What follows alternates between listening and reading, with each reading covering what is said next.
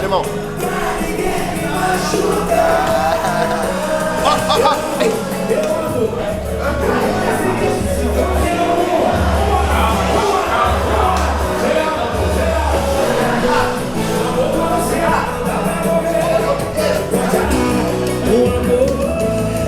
Três, 4, 5, 6, 7, 8. Pode fechar um pouquinho. Aí.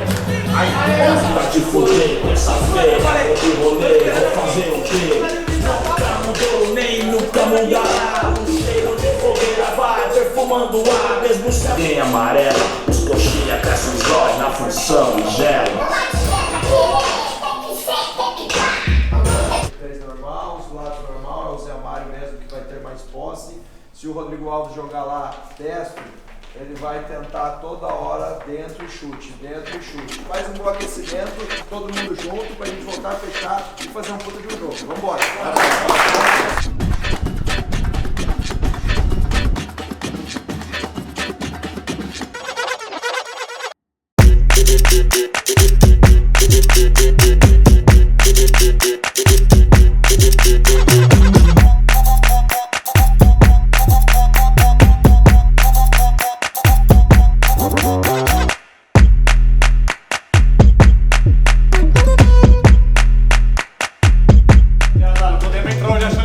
Porque a gente vem num bom jogo, hein?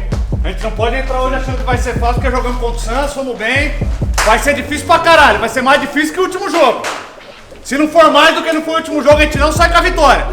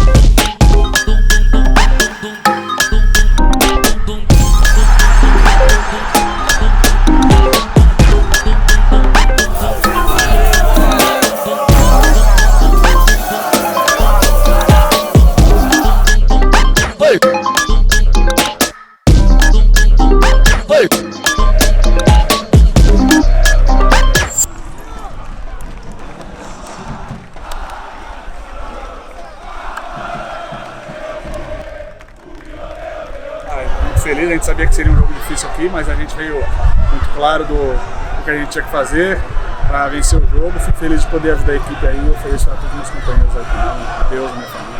Vamos, Sula! Vitória é muito importante, gol muito importante para que a gente possa sair daqui com a vitória, que era mais importante para nós, para que a gente possa buscar lá em cima. Se fora, cara. Ele sabe falar, ele já falou também. Parabéns a todos, velho, por todos, pela dedicação, pela postura, por todo mundo aí. O desempenho nos traz confiança, gente. Porra, nós viemos aqui, botamos a bola no chão, trabalhamos, tivemos paciência, criamos, tá? Fizemos 1 a 0 e o futebol às vezes é isso, né?